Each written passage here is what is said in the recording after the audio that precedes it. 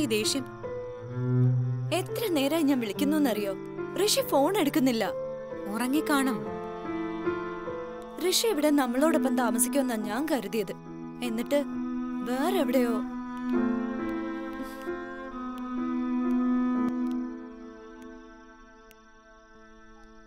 Why are you so worried?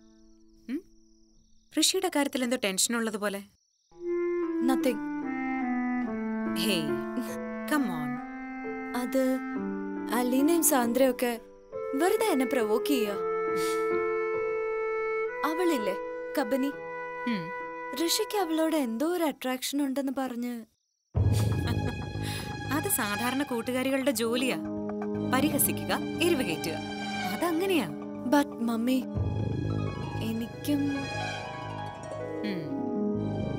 ഋഷി അങ്ങനെ ചിന്തിച്ചു എന്നല്ല, എന്തോ ഒരു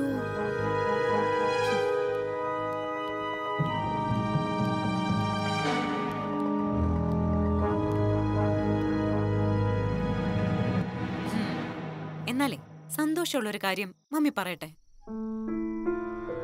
അവളുണ്ടല്ലോ കബനി, അവളുടെ കല്യാണോ? ആണോ? യെസ്. പയ്യനെ അവര് കണ്ടെത്തി. വിവാഹം ഞാൻ നടത്തും. പോ മമ്മി. അതെ, അവൾ ആ വഴിക്ക് അങ്ങ് പോവും. അത് മാത്രമല്ല, നമ്മുടെ റിസോർട്ടിന് വേണ്ടി അവളുടെ വീടും പറമ്പും കിട്ടാനുള്ള മാർഗവും മമ്മി ഉണ്ടാക്കി.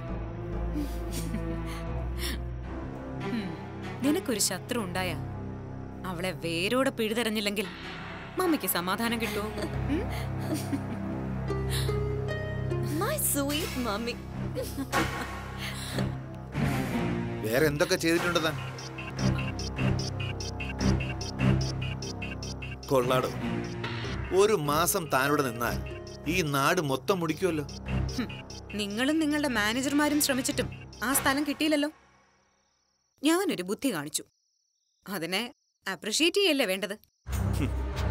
ഞാൻ എന്റെ മാനേജർമാർക്ക് ആരെയും ചതിക്കാനുള്ള ട്രെയിനിങ് ഒന്നും കൊടുത്തിട്ടില്ല. ഞാൻ ബിസിനസ് ചെയ്യുന്നതേ നേരായ മാർഗത്തിലൂടെയാ. പിന്നെ മോളെ, നിനക്ക് ഋഷി ഇഷ്ടമാണ്. ഋഷിയുടെ ഇഷ്ടം തിരിച്ചു കിട്ടാൻ നിനക്ക് ആഗ്രഹിക്കാം. അമ്മ പറഞ്ഞു തരുന്ന വളഞ്ഞ വഴിയിലൂടെ അല്ല, നേരായ മാർഗത്തിലൂടെ. എങ്കിൽ പിന്നെ അത് വിശദമായിട്ട് മോൾക്കൊന്ന് പറഞ്ഞു കൊടുക്കും.